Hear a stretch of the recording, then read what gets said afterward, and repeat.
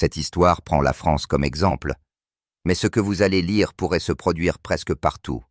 Chaque gouvernement, à chaque époque, trouve des moyens subtils de prendre ce qui appartient à son peuple. La méthode change. Le résultat, jamais. Camille a 47 ans. Elle travaille dans la logistique, un métier qui exige de la précision, pas de la gloire. Pendant 20 ans, elle a économisé patiemment, en faisant des économies, en renonçant à de petits luxes pour que demain soit plus facile. Aujourd'hui, elle dispose de 130 000 €, une petite fortune accumulée au fil de 2 décennies d'efforts. Son argent est soigneusement réparti. 50 000 € sur un compte d'épargne garanti par l'État, 60 000 € dans une assurance vie dite sûre et 20 000 € dans des dépôts à terme sans risque. Sur le papier, tout semble sûr, solide, raisonnable. Camille croit ce que des millions de personnes croient, que le système la protège, que les règles sont justes, que les garanties ont un sens. Mais les chiffres peuvent mentir de manière polie. Camille ne connaît pas les chiffres réels, ceux qui sont enfouis dans les rapports officiels et chuchotés entre économistes. Son pays, comme la plupart des nations modernes, croule sous la dette publique. Plus de 70% de sa production annuelle est déjà consommée par des promesses faites il y a longtemps. Les paiements d'intérêts augmentent plus rapidement que les budgets consacrés à l'éducation. Les déficits s'agrandissent comme des fissures dans un barrage. Chaque année, l'État emprunte plus qu'il ne gagne. Et lorsque les impôts ne suffisent plus, il recourt à des outils invisibles, des mécanismes discrets qui drainent la valeur sans que personne ne s'en aperçoive. Au total, il en existe 5 leviers de contrôle, 5 façons dont les gouvernements transforment lentement les économies des citoyens en leur propre fonds de survie. La première arme est l'inflation. C'est la forme la plus douce de vol, celle qui ne brise pas les serrures et n'entre pas dans les maisons. Elle change simplement la signification de l'argent lui-même. Lorsqu'un gouvernement dépense au-delà de ses moyens, il émet des obligations. Les banques centrales achètent ensuite ces obligations avec de l'argent créé à partir de rien. La nouvelle monnaie inonde l'économie, à la recherche des mêmes biens. Les prix augmentent. L'illusion de la prospérité cache l'érosion sous-jacente. Votre salaire reste le même, mais ce qu'il vous permet d'acheter diminue. Vos économies restent intactes, mais leur pouvoir fond comme neige au soleil. Pendant ce temps, l'État rembourse sa dette dans une monnaie moins chère, dévaluée à dessein. C'est un piège élégant. Dans l'Allemagne de Weimar, au début des années 1920, 1 trillion de marks valait finalement un seul dollar américain. Le chaos a ouvert la porte à l'extrémisme. Les économistes l'appellent l'impôt le plus silencieux de l'histoire. Même aujourd'hui, l'inflation draine discrètement la richesse de nations entières. On estime que dans de nombreuses économies avancées, elle érode environ 5% du revenu national chaque année, argent prélevé directement dans les poches des épargnants sans un seul vote ni un seul titre dans les journaux. Camille le ressent de manière subtile et invisible. Son compte d'épargne rapporte 2,4% d'intérêt. L'inflation est de 4 ou 5%. Elle perd environ 1 000 à 2 500 € de pouvoir d'achat chaque année, simplement pour avoir mis son argent en sécurité. Son travail, son temps, ses sacrifices, tout cela est discrètement consumé par le feu lent de la politique. Mais lorsque l'inflation seule ne suffit pas, les gouvernements passent au plan B. Ils appellent cela la répression financière, une expression polie pour désigner le fait de forcer les citoyens à financer la dette publique à perte. Grâce à des règles et réglementations complexes, les banques sont tenues d'acheter des obligations d'État qualifiées de sans risque par les autorités complices. Les compagnies d'assurance doivent investir massivement dans cette même dette. Les fonds de pension futurs sont liés par la loi à ces instruments. Chaque réglementation pousse l'épargne privée vers les déficits publics. Votre argent devient une bouée de sauvetage pour un navire en perdition. Entre le milieu des années 1940 et la fin des années 1970, ce système a permis à de nombreux gouvernements occidentaux de réduire leur dette de moitié, non pas en la remboursant, mais en transférant discrètement le coût aux citoyens. Les épargnants ont été pénalisés par des rendements faibles, voire négatifs, tandis que l'État prospérait. Comme l'a dit un jour l'économiste Bruno Berthez, les taux négatifs signifient que ceux qui ont de l'argent sont pénalisés, et ceux qui en doivent sont récompensés. Dans un tel monde, la logique elle-même est bouleversée. La prudence devient une faiblesse. Le gaspillage devient une stratégie. Les 60 000 € d'assurance vie de Camille, qui sont soumis à la réglementation, imposant d'investir la moitié de leur capital dans la dette publique, perdent entre 1 à 200 et 1 800 € par an en termes réels. Au début, elle ne s'en rend pas compte, car les relevés bancaires affichent toujours une croissance. Mais cette croissance est illusoire, rongée de l'intérieur par l'inflation et les faibles rendements. Et lorsque les citoyens commencent à chercher des échappatoires, transfert d'argent à l'étranger, conversion vers d'autres actifs, les gouvernements recourent à leur troisième levier, le contrôle des capitaux. C'est à ce moment-là que la peur remplace la liberté. En temps de crise, les États limitent les retraits, restreignent les transferts et criminalisent les mouvements de richesse privée. C'est ce qui s'est passé en Grèce au milieu des années 2010. Les retraits ont été plafonnés à 60 € par jour pendant des années. C'est ce qui s'est passé en Islande après l'effondrement financier de 2008. Les contrôles des capitaux ont duré près d'une décennie. Lorsque la panique s'installe, les frontières se ferment plus vite que les aéroports. Les outils sont déjà en place partout. Taxes pour ceux qui changent de résidence. Obligation de déclarer tous les comptes à l'étranger. Plafond pour les paiements en espèces. Surveillance automatique des transferts importants. D'une simple pression sur un bouton, les seuils peuvent baisser et la mobilité financière devient un crime.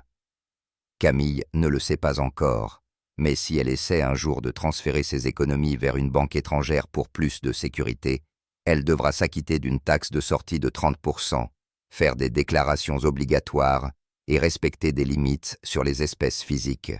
Elle est propriétaire de son argent, mais elle ne peut plus l'utiliser librement. C'est ainsi que la propriété devient une illusion. Il ne s'agit pas de perdre sa richesse, mais d'en perdre l'accès. Et pourtant, les gouvernements sont prêts à aller encore plus loin. Lorsque l'inflation, la répression et le contrôle ne suffisent plus, ils invoquent le quatrième levier, le bail-in. Cela semble technique, mais c'est d'une simplicité brutale. Lorsqu'une banque fait faillite, ce sont les déposants et non les contribuables qui en paient le prix. À Chypre, au début des années 2010, près de la moitié des dépôts supérieurs à 100 000 € ont été confisqués du jour au lendemain. Des mécanismes similaires existent aujourd'hui dans le monde entier sous différents noms. Ils permettent aux banques de se recapitaliser avec les fonds de leurs clients. C'est l'institutionnalisation du vol, légalisée sous le prétexte de la stabilité. L'argent de Camille, réparti entre 3 banques, est exposé à ce risque.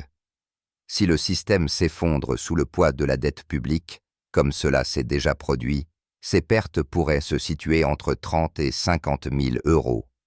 Tout cela au nom du « sauvetage du système ». Et puis, lorsque même cela ne suffit pas, les gouvernements recourent à l'arme ultime, l'impôt sur l'épargne. Mais c'est une autre histoire, encore plus sombre. Le dernier levier est le plus sévère de tous, l'impôt sur l'épargne. Lorsque toutes les autres méthodes ont été épuisées, lorsque l'inflation a émoussé son effet et que la répression ne comble plus le vide, les gouvernements prennent la voie directe. Ils taxent la vertu elle-même. Ils appellent cela une contribution de solidarité, un effort temporaire, un ajustement équitable. Mais le sens ne change jamais. Ceux qui ont épargné paieront pour ceux qui ne l'ont pas fait. Une fraction de la richesse, 0,5% ici, 1% là, discrètement prélevé sous le prétexte de la nécessité. Et une fois le principe accepté, les chiffres ne font qu'augmenter. Camille regarde les annonces à la télévision. Nouvelle taxe sur le capital inactif, proposition d'augmentation des droits de succession, rumeur d'une taxe extraordinaire sur l'épargne excédentaire. Chaque mot est enrobé d'un langage moral. Les riches doivent contribuer, les nantis doivent partager.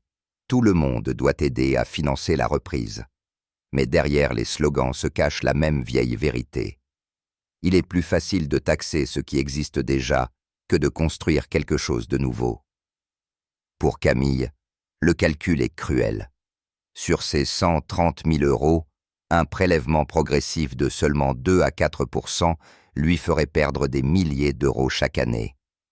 Non pas pour avoir pris des risques, non pas pour avoir fait des choix, mais simplement pour avoir agi de manière responsable, pour avoir épargné.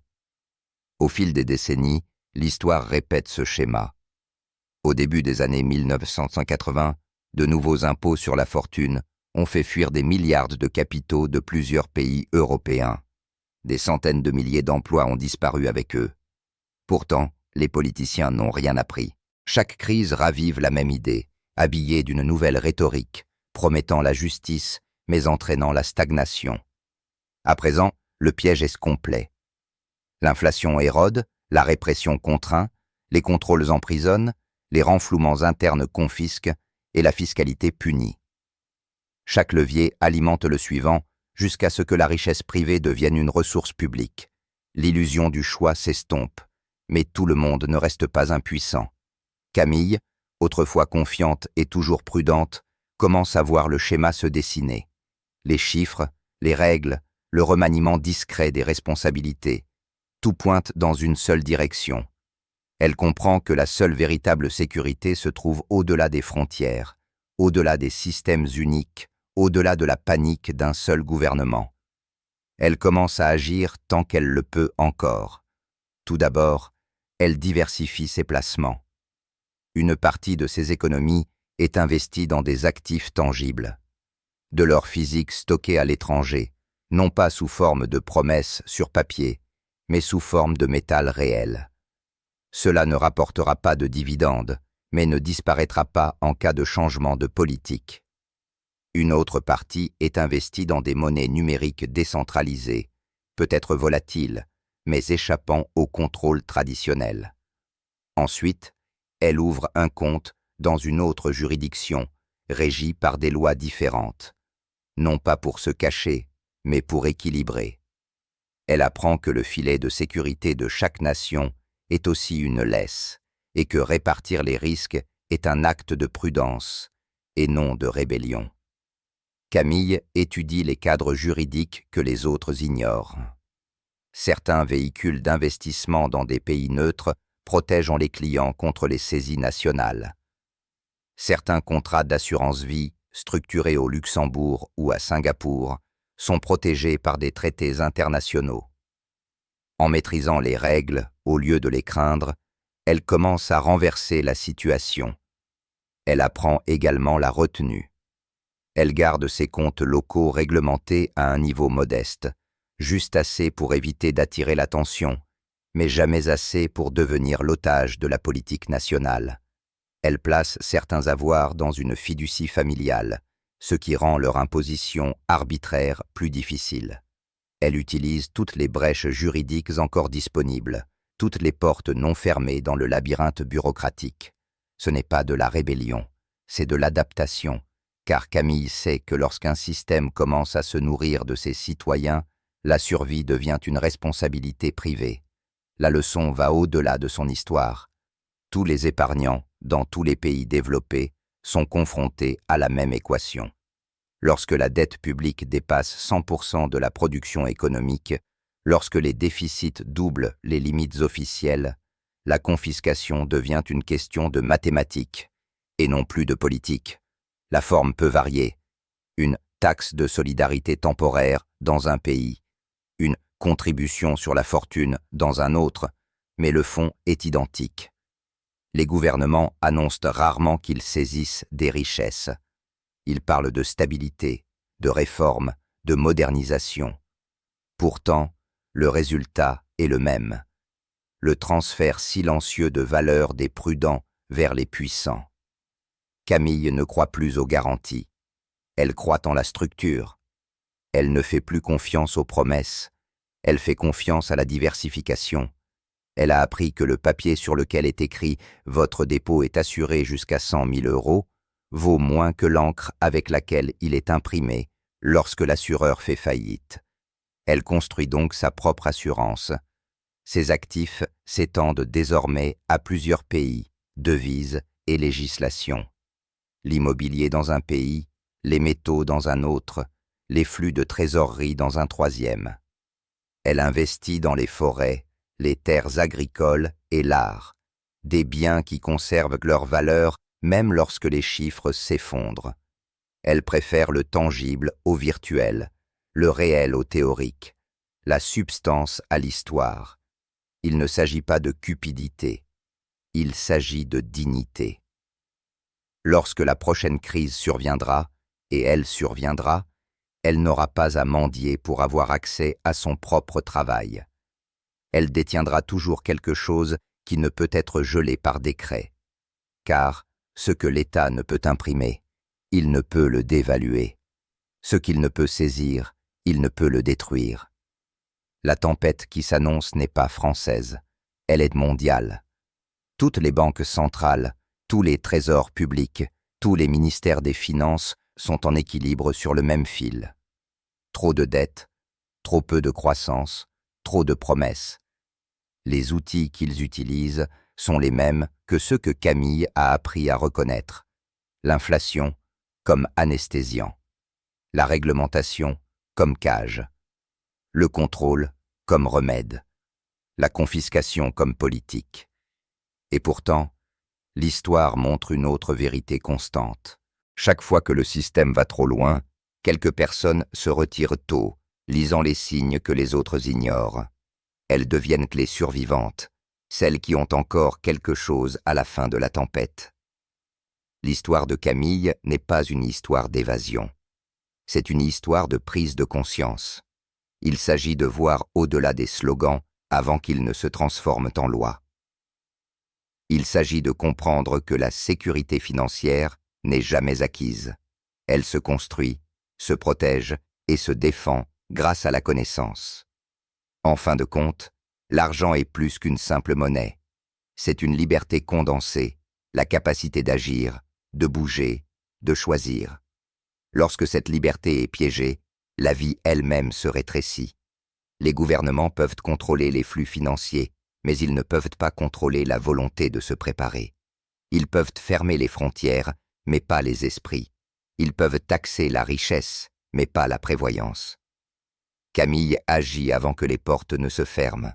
Elle diversifie, décentralise et défend ce qu'elle a gagné. Elle choisit la conscience plutôt que le déni, le mouvement plutôt que la paralysie, le réalisme plutôt que la foi.